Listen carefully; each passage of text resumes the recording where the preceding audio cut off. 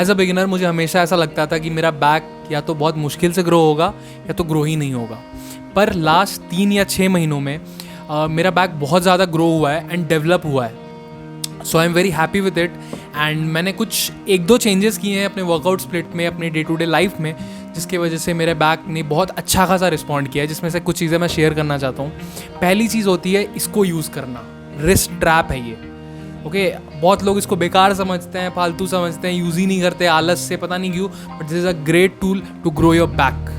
जब भी हम लोग बैक का कोई भी मूवमेंट लगा रहे होते हैं तो उसमें हम लोग के बैक मसल से पहले, लैट से पहले हम लोगों का आर्म, फोर आर्म थक जाता है and that's not a great thing. उस चीज़ को कट ऑफ करने के लिए यूज़ होता है ये। अगर आप इसको अच्छे से यूज़ कर रहे हो, go and watch a tutorial अगर ज़रूरत है आपको तो यूट्यूब पे, कि इसको अच्छे से रैप कैसे करते हैं, एंड इसको यूज़ करो, आपको बहुत अच्छे रिजल्ट्स मिलेंगे, पूरा स्टिमुलस आपके बैक को मिलेगा। So that's a great thing. And second चीज़ जो मैंने अपने प्रोग्राम में ऐड की है, which is weighted pull-ups. If you can't do weighted pull-ups, you can go for pull-ups. If you can't do pull-ups, then you can go for assisted pull-ups. पर कुछ ऐसा करो एज अ बिगिनर। सब इस चीज़ को, beginners भी, बहुत लोग इसको इग्नोर करते हैं, पुलअप्स को हम लोग बहुत ज़्यादा रिस्पेक्ट नहीं करते हैं, but that's a great exercise, great tool. आपने अगर किसी कैलिस्थेनिक एथलीट को देखा है तो आपने देखा होगा कि बैक एक ऐसा मसल ग्रुप है जो बहुत ज़्यादा डेवलप्ड रहता है उनका, एंड उसका रीज़न मुझे ऐसा लगता है कि वेटेड पुलअप्स है कहीं ना कहीं। That is such a great exercise. तो इसको हम लोग भी यूज़ करके अपनी बैक को ग्रो कर सकते हैं। बस फॉर्म सही रखना है, नेगेटिव्स कंट्रोल करने हैं, and that's it.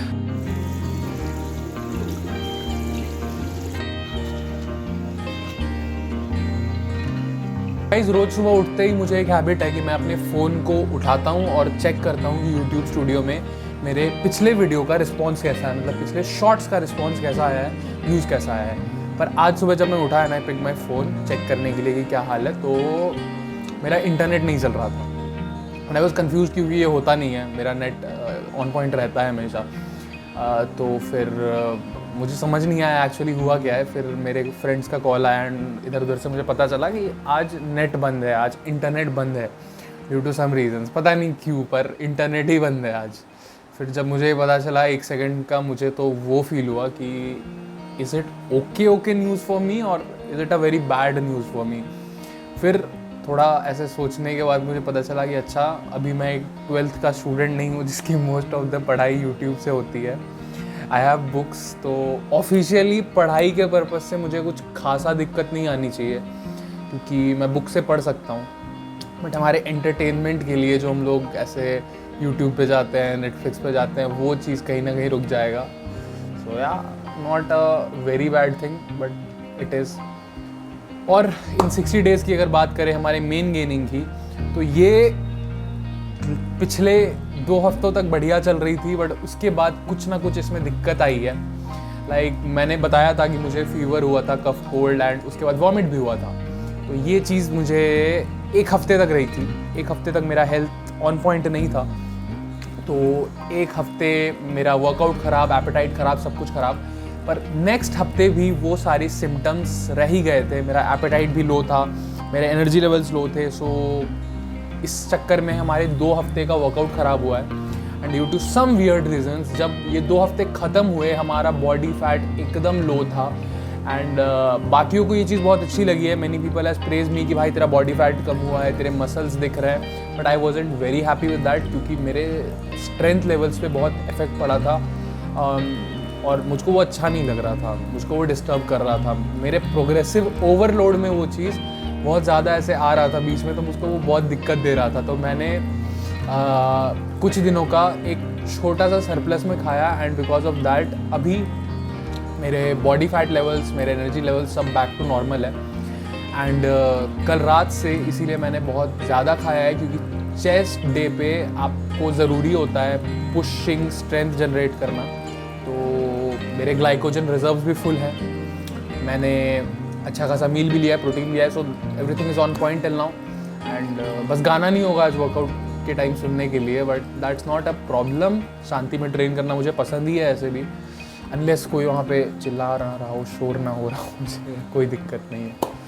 So let's go gym now, जाके ट्रेन करते हैं, बताते हैं कैसा वर्कआउट गया।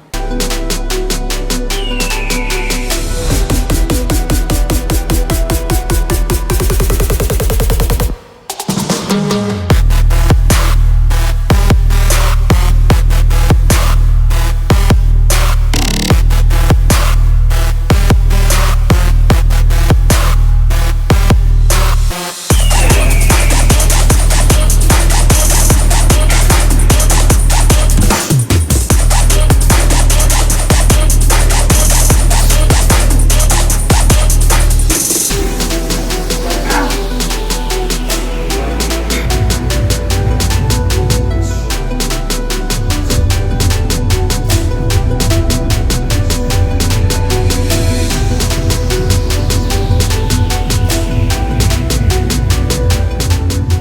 Guys back home workout done, क्योंकि हमारे कल से मील्स ऑन पॉइंट थे, सब कुछ परफेक्ट था, वर्कआउट अच्छा गया।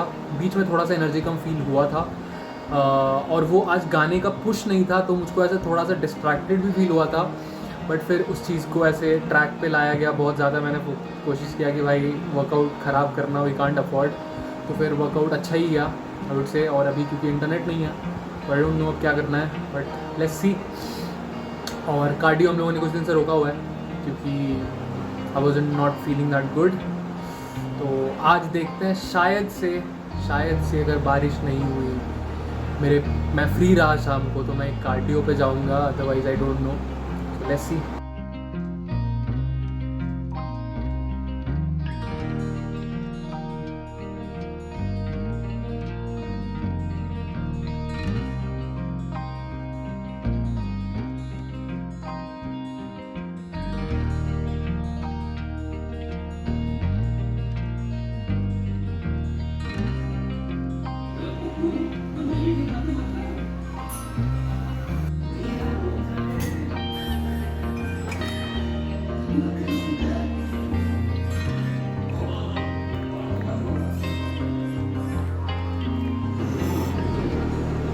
सो गाइस अभी शाम के 4 बज रहे हैं एंड सुबह से मैंने कुछ खास अब तक किया नहीं है, तो बहुत सारी चीज़ें पेंडिंग हैं। तो अब मेरे पास कोई ऑप्शन नहीं है, मुझको अब बैठ के रात तक जितना कुछ है सब कंप्लीट करना पड़ेगा। और इसको सपोर्ट करने के लिए मैंने थोड़ी सी चाय भी ली है, तो लेट्स सिट फॉर 3 आवर्स।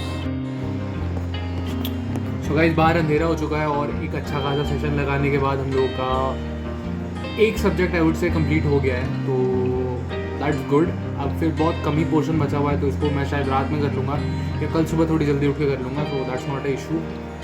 बाकी अभी मैं थोड़ा सा ऐसे एग्जॉस्टेड फील हो रहा है, तो लेट्स गो बाहर जाके थोड़ा चिल करते हैं।